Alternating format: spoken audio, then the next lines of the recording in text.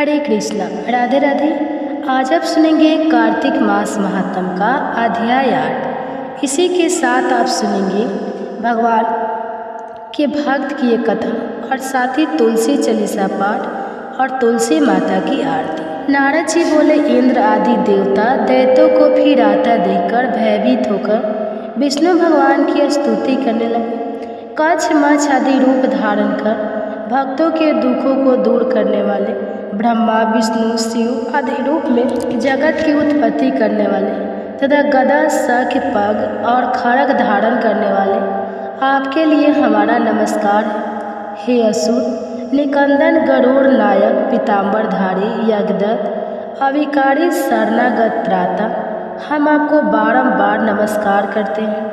हे दैत्यों से संताप मनुष्य के दुखों को ध्वंस करने के लिए ब्रज रूप और शेष नाग की सैया पर शयन करने वाले सूर्य चंद्रमा रूपी दो नेत्रधारी, आपको बारंबार नमस्कार है। नारद जी बोले, इस प्रकार दैत्यों के नाश करने वाले विष्णु भगवान ने देवताओं के संकट को जान लिया। तब क्रोध से क्षीण होकर शीघ्र ही गरुड़ पर सवार होकर लक्ष्मीपति दीनानाथ प्रभु लक्ष्मी से बोले, तेरा भ्राता जलंधर देवताओं को दुख देता है, इसलिए उन्होंने मुझे बुलाया, सो मैं युद्ध के लिए जाता हूँ। लक्ष्मी जी बोली, हे प्राणनाथ, मैं आपकी प्यारी हूँ, फिर मेरे भ्राता को अब संग्राम में क्यों मारोगे? श्री भगवान बोले, शिव जी के अंश से पैदा हुए ब्रह्मा के वरदान और तेरी प्रीति से यह जलंधर हमारे मारने योग्य नहीं है, कदापि मुझे देवताओं के लिए कुछ करना ही होगा। नारद जी बोले, यह कहकर गरुड़ पर बैठकर वह देवता जहाँ स्तुति कर रहे थे वह पधारे। इसके बाद गरुड़ के छोटे भाई और गरुड़ के पंखों की वायु से बबूले जैसा उड़ाए गए। वे सभी दैत्य आकाश में मेघों की तरह भ्रमण करने लगे। जलंधर दैत्यों के वायु पीड़ित देखकर आकाश में विष्णु भगवान के पास गए। वहाँ बड़ा भारी युद्ध हुआ। विष्णु भगवान ने बाणों से दैत्य के ध्वजा छत्र और घों काट दी और एक बाण उसके हृदय में मारा। उस दैत्य ने भी गरुड़ के माथे में गदा मारकर उसको पृथ्वी पर गिरा दिया। विष्णु भगवान ने हंसकर उसकी गदा काट दी। तब उसने विष्णु भगवान के हृदय में जोर से घूसा मारा। वे दोनों जब मल्ल युद्ध करने लगे तो उनकी भुजा और घोटों की मार से पृथ्वी शब्दमान हुई। वे दोनों अच्छी तरह युद्ध करने लगे। तब मेघ जैसी गंभीर वाणी से दैत्य राज से विष्णु भगवान बोले, मैं तेरे पराक्रम से प्रसन्न हुआ, तू वर मांग, नहीं देने योग्य भी वरदान मैं तुझको दूंगा। तब जलंधर बोला, हे भाऊ, जो आप प्रसन्न हो तो मेरी बहन लक्ष्मी और अपने गणों सहित मेरे घर में रहो।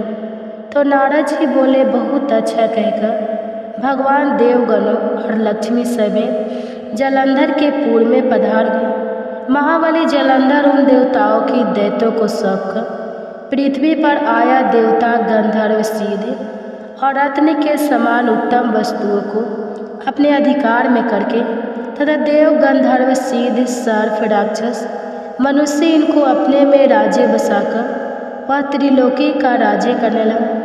वह पिता तुल्य धर्मपूर्वक अपनी प्रजा का पालन करता था। मैं एक समय उसके राज्य का वैभव सुनकर उसे देखने तथा वहाँ रह रहे भगवान के दर्शन के लिए उसकी राजधानी में जा पहुँचा।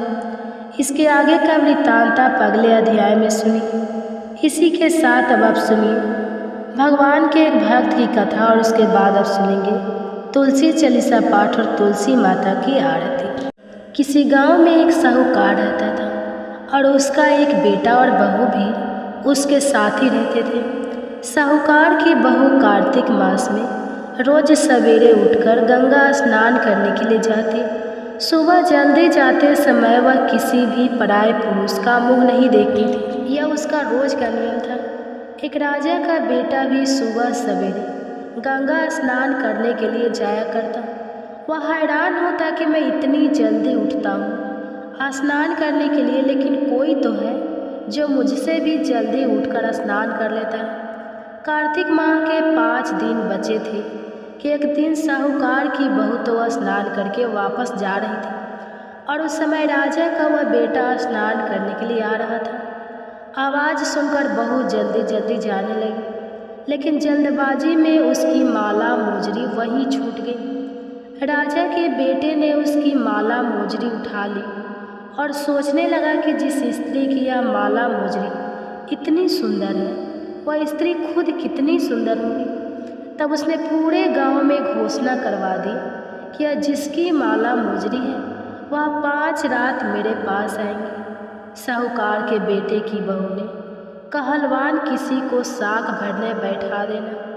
राजा के बेटे ने एक तोते को पिंजरे में बंद करके गंगा किनारे पेड़ पर टांग दिया। बहू सुबह के समय आई, पहली पैड़ी पर पैर रखा और बोली, हे कार्तिकेय, ठाकुर राई दामोदर, पांचों पांडु, छठे नारायण, भीखम राजा, उस पापी को नींद आ जाए। राजा के बेटे को सचमुच नींद आ गई। वह नहा धोकर चलने लगे तो तोते से बोली, सुआ सुआ, तेरे गल डालूंगी हीरा मेरी साख भरियो वीरा।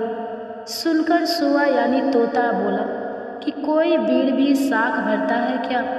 वह फिर बोली, सुगा सुगा, सुबह तेरे पाग घालूंगी नेवर साख भरियो मेरे देवर। सुआ ने कहा, ठीक है भाभी, मैं तेरी साख रखूँ। वह तो कहकर चली गई। राजा का बेटा हड़बड़ा कर उठा और सुआ से पूछा, सुगा सुगा, वह आई थी, कैसी थी बताना? तो सुआ बोला, आभा किसी बिजली, होली किसी झल, केला किसी कामनी, गुलाब का सा रंग। अगले दिन राजा के बेटे ने सोचा कि आज तो मैं अपनी अंगुली में चीरा लगाकर बैठूंगा, इससे मुझे नींद नहीं आएगी। अगले दिन वह राजकुमार अपनी अंगुली को चीरकर लेट गया। अब साहूकार की बहू आई और भगवान से उसी तरह प्रार्थना करने लगी और उसके प्रार्थना करने पर राजकुमार को पहले दिन की तरह फिर से नींद आ गई। अब वह बहू तो स्नान करके फिर से वापस चली गई। जागने पर राजकुमार ने तोते से फिर पूछा, सुबह सुबह वह आई थी क्या? तोते ने फिर से वही बात दोहरा दी। अब राजकुमार बोला कि आज तो मैं रात में आँखों में मिर्ची डालकर बैठूंगा। रात में वह सचमुच अपनी आँखों में मिर्ची डालकर ही बैठ गया। साहूकार की बहू फिर आई, फिर से प्रार्थना की कि जिससे राजकुमार को फिर से नींद आ गई।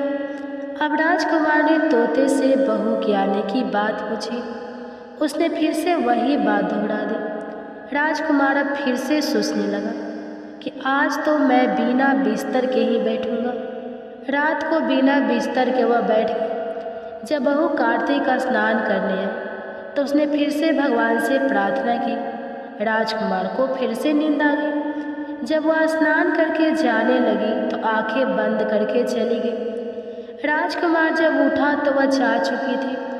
राजकुमार अब तो बड़ी सोच में पड़ गया और सोचने लगा कि आज तो मैं अंगीठी जलाकर बैठूंगा, जिससे मुझे नींद नहीं आएगी। फिर वह रात को अंगीठी रखकर अपने पास में बैठ गया। साहूकार की बहू आई और वह फिर से भगवान से प्रार्थना करने लगी कि हे प्रभु, आपने तो 4 रातें निकाल दी, अब यह रात आखिरी बची है, इसे भी निकाल दो, मेरी लाज रख लो।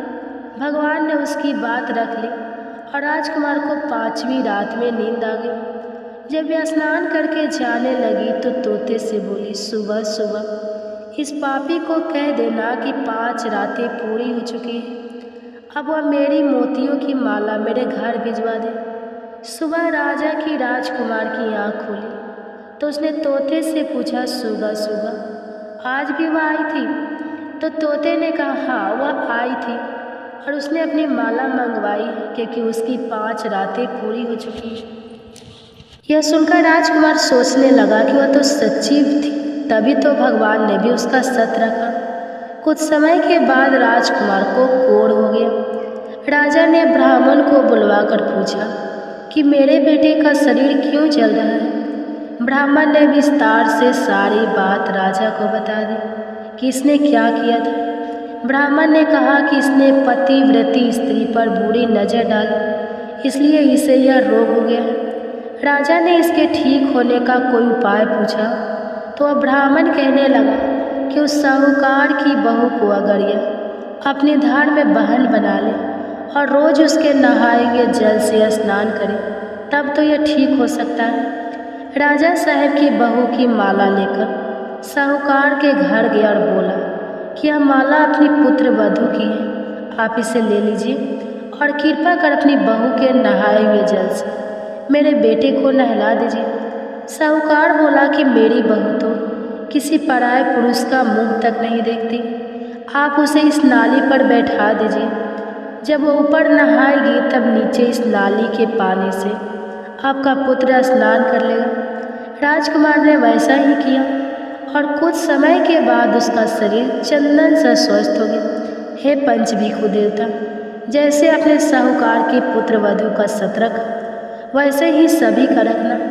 पुर नहाई, परवा नहाई, 5 रतन, 5 तीरथ, 5 भीकम नहाई, 1 टका मेरी गांठ में सुनी रघुराई, आधे का लाई आंवला आधे खिराई, राई दामोदर सावल, जिसने सृष्टि रचाई राजा के घर उतरी पुत्री बनई, राजा लाया ब्याह के रानी बनई 4, चक्कर 4 मक्कर 4 दिए, किलो में तुझसे पूछूं श्री किशन जी जब निस्तार हुए तब आएगा कार्तिक का महीना, तब निस्तार हो तब प्रेम से बोले कार्तिक खिराई दामोदर की जय। अब सुनिए आज का कार्तिक मास महात्म। इससे पहले कार्तिक मास महात्म के 7वें अध्याय में आपने जाना कि किस प्रकार जलंधर का वध हुआ और देवताओं की सिद्धि के लिए देवी गौरी लक्ष्मी जी और सरस्वती जी ने देवताओं को जो 3 बीज दिए जिन्हें बोकर जिन 3 वृक्षों की उत्पत्ति हुई।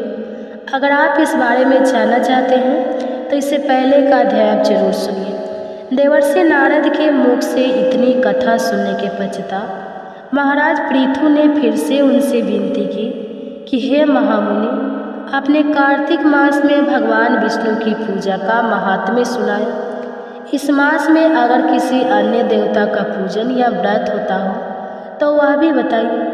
तब देवर्षि नारद जी बोले, नारायण नारायण।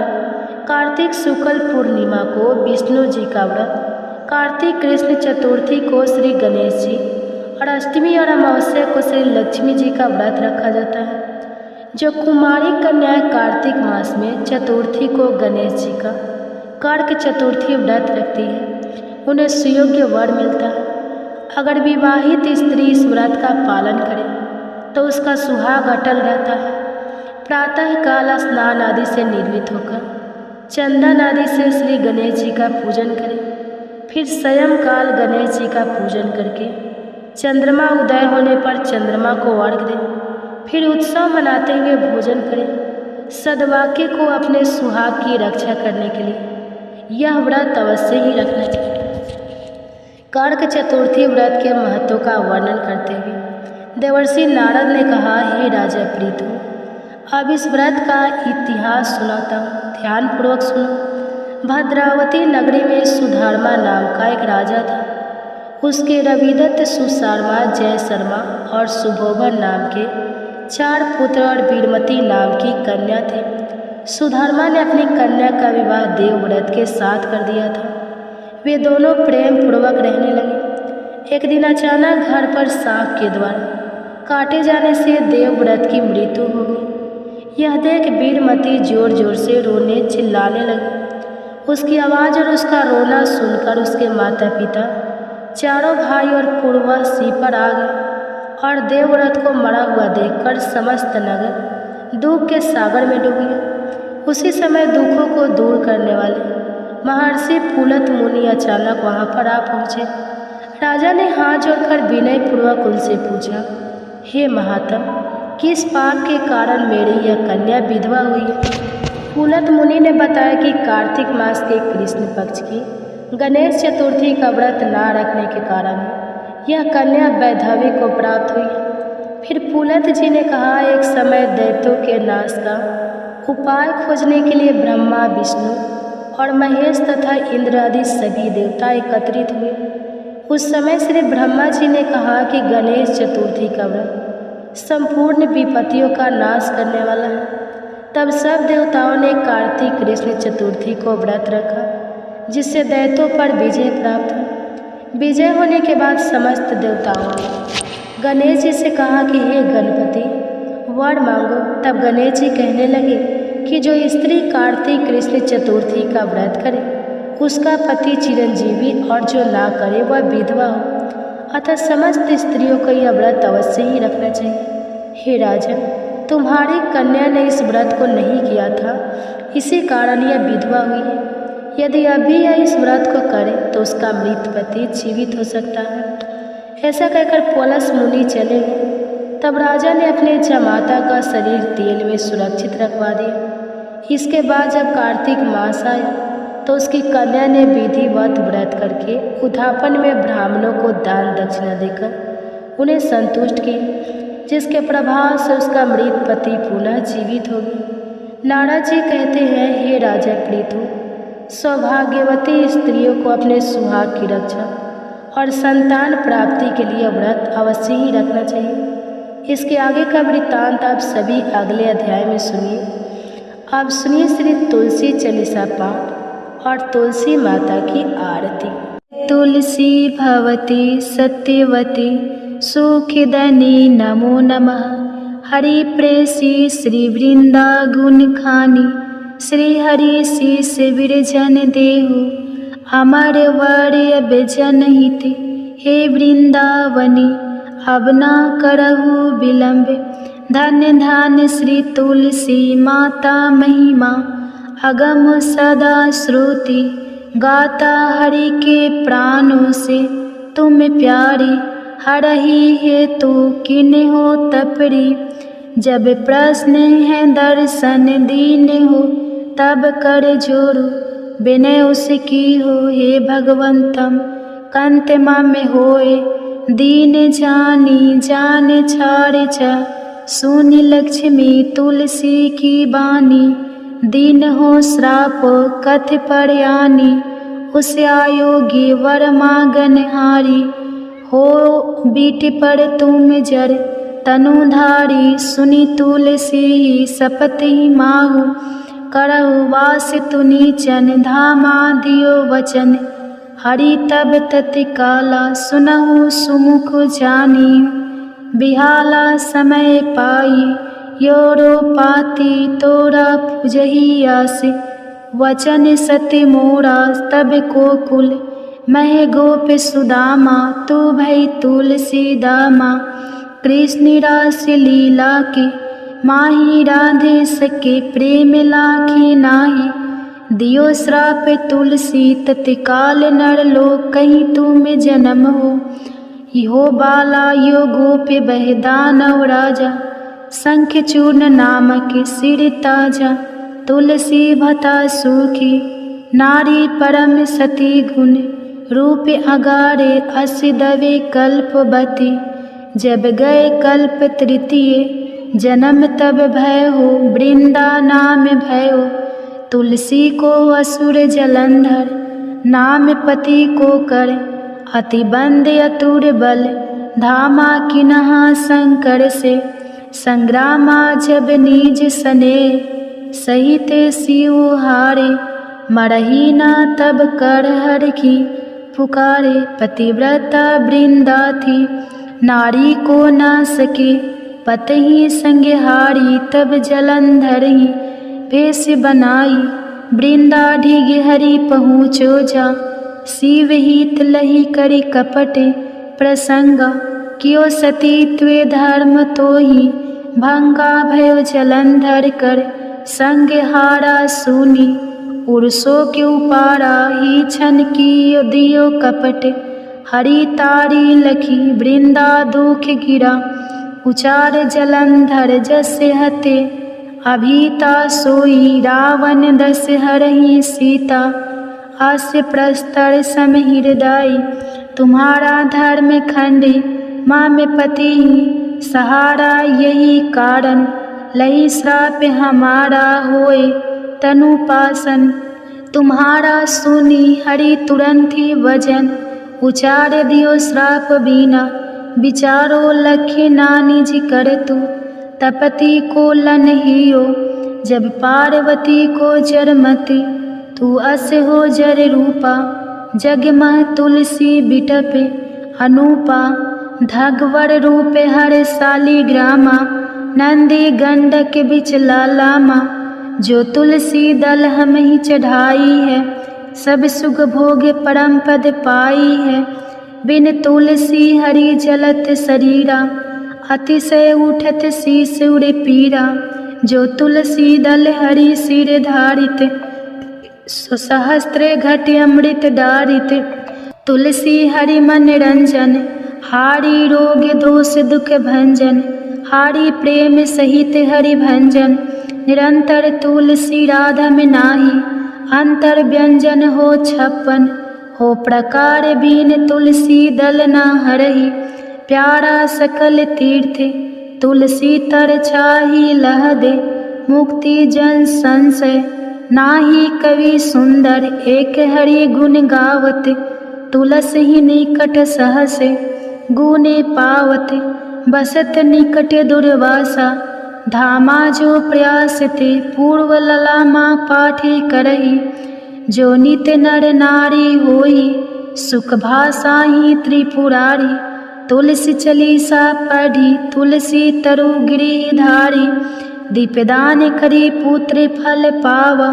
बंध नारी सकल दुख दरिद्र हरि। हारि परम प्रसन्न आसी धन जन गही। कर बसही पूर्णात्रही।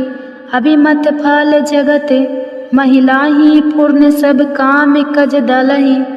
तुलसी तक सहज बसहि हरि राम तुलसी महिमा। नाम लखि तुलसी सुत सुखी राम मानस चलीसा। रचो जग मह तुलसी दास।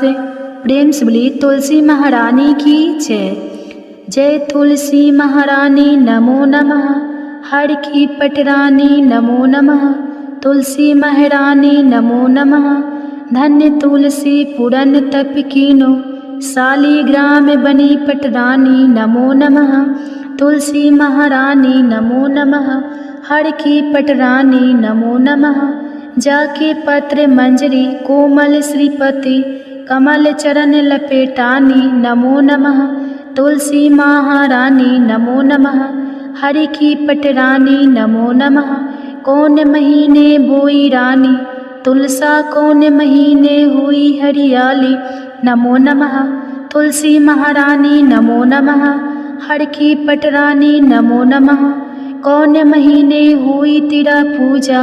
कौन महीने हुई पटरानी नमो नमः। तुलसा महारानी नमो नमः। आषाढ़ मास में बोई रानी तुलसा। सावन महीने हुई हरियाली नमो नमः। तुलसी महारानी नमो नमः। हरि की पटरानी नमो नमः। कार्तिक मास में हुई तेरी पूजा। मंगशीर मास हुई पटरानी नमो नमः। तुलसी महारानी नमो नमः। हर की पटरानी नमो नमः। धूप दीप नैवेद्य आरती पुष्पन की वर्षा बरसानी नमो नमः। तुलसी महारानी नमो नमः। हरि की पटरानी नमो नमः। 56 भोग 36 व्यंजन बिन तुलसी हरि एक न मानी नमो नमः। तुलसी महारानी नमो नमः। हरि की पटरानी नमो नमः। जो तुलसी को सवेरे गाए श्री कृष्ण के दर्शन पाए नमो नमः। तुलसी महारानी नमो नमः। हर की पटरानी नमो नमः। जो तुलसी को दोपहर गाए खीर खांड का भोग लगाए नमो नमः। तुलसी महारानी नमो नमः। हरि की पटरानी नमो नमः। जो तुलसी को सांझ को गाए श्री कृष्ण की आरती उतारे नमो नमः। तुलसी महारानी नमो नमः। हरि की पटरानी नमो नमः। जो तुलसी को रात को गाए श्री कृष्ण के चरण दबाए नमो नमः। तुलसी महारानी नमो नमः। हरि की पटरानी नमो नमः। सब सखी मैया तेरा यश गावे भक्ति दान दीजिए महारानी नमो नमः। तुलसी महारानी नमो नमः। हरि की पटरानी नमो नमः। तुलसी महारानी नमो नमः। हरि की पटरानी नमो। एक बार की बात है, राधा रानी को एक सर्प ने काट लिया। राधा जी की सारी सखियां दौड़ी दौड़ी माँ के पास आई और कहने लगी, माँ चलकर अपनी बेटी को देखो, एक काले सांप ने उसे डस लिया है। और राधा के सिर से दोनी गिर गई और वह बेहोश हो गई। अब इसके विष को उतारने के लिए किसी गुनी को बुलाना पड़ेगा। माँ ने सुना तो डर गई और रोते रोते राधा जी को अपने हृदय से लगा लिया। एक सखी कहने लगी, माँ यदि राधा जी को ठीक करना है तो श्री कृष्ण जी को बुला ला। अगर कृष्ण जी आ जाएंगे तो राधा जी तुरंत ही जीवित हो जाएंगी, क्योंकि श्री कृष्ण करुण है। तीनों लोकों में उनसे श्रेष्ठ कोई नहीं है। सूरदास जी बता रहे हैं कि राधा रानी को ठीक करने के लिए आज कृष्ण जी को बुलाया जा रहा है। अब राधा रानी की सखिया कृष्ण जी की मैया यशोदा के पास आई और कहने लगी, मैया तुम्हारा कृष्ण सांप के विष को मंत्रों से उतारने वाले गरुड़ है। आप अपने पुत्र को हमारे साथ भी तो राधा रानी को काले सांप ने डस लिया है। मैया यशोदा ने सुना तो सुनकर मुस्कुराने लगी कि अभी थोड़ी देर पहले तो राधा मेरे घर आई थी। राधा रानी की मूर्छा के मूल कारण को समझकर मैया यशोदा चुप हो गई और सखियों को अपने हंसने का कारण नहीं बताया। अब मैया यशोदा कान्हा जी को पुकारने लगी, कहने लगी, कान्हा राधा के यहाँ कृति नाम की ग्वालिन तुम्हें बुलाने आई थी, तुम वहाँ चले जाओ। सुना है राधा को काले सांप ने डस लिया है और तुम कब से गाड़ने बन गए। लल्ला जल्दी जाओ और उसका विष झाड़ दो। माँ ने मन ही मन मुस्कुरा कर कहा, कृष्ण सुना है तुम कुछ ऐसा मंत्र जंत्र जानते हो कि काले सांप का विष उतर जाता है। अब भगवान श्री कृष्ण जी गरुड़ी बनकर वहाँ आ गए। जब वृषभानु सुता राधा ने सुना तो मन में बड़ी प्रसन्नता हुई कि श्री कृष्ण तो आज मेरे द्वार पर आए हैं, और अपने आप को राधा रानी धन्य समझने लगी। प्रेमवश एकदम मूर्छा और राधा जी की आंखों से प्रेम के आंसू झरने लगे। राधा को इस प्रकार देखकर माँ भी व्याकुल हो गई। वे समझने लगी कि राधा के एक एक अंग में विष का गहरा प्रभाव हो गया है, और अब तो माँ रोती व्याकुल होकर इधर उधर फिर रही है। वे अपनी पुत्री को बार बार गले लगाती और फिर राधा रानी की दशा देखकर पानी पानी हो रही है। श्री कृष्ण के आने की खबर पाकर माँ दौड़ कर आई, कान्हा जी के पैरों को पकड़कर कहने लगी, हे मोहन, मेरी लाडली बेटी राधा बहुत ही व्याकुल है, कृपा करके इसे ठीक कर दो। माँ चाहे तो समझे, लेकिन प्रेम पूर्ण हृदय के प्रेम भाव को तो श्री राधा रानी और श्री कृष्ण दोनों ही पूरी तरह से समझ रहे थे।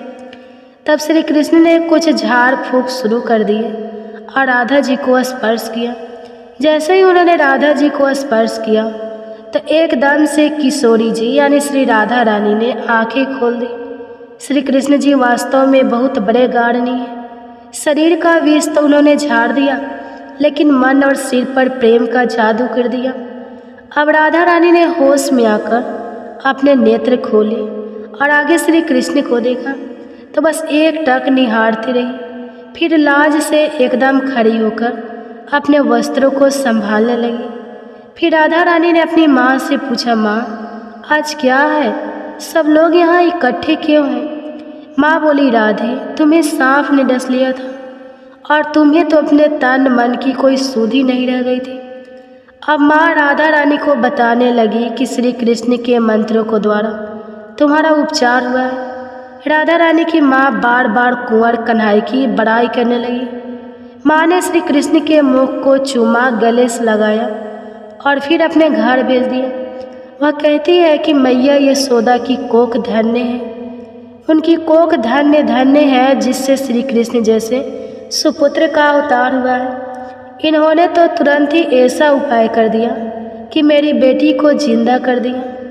अब माता मन ही मन सोचने लगी कि राधा कृष्ण की यह जोड़ी तो मानो भगवान ने सोच समझ कर बनाई है। ब्रज के घर घर में अब यह चर्चा चल पड़ी कि कृष्ण जी बहुत बड़े गाढ़नी हैं, और भगवान ने इस तरह से और भी बहुत सारी सुंदर प्रेम लीलाएं ब्रज में की।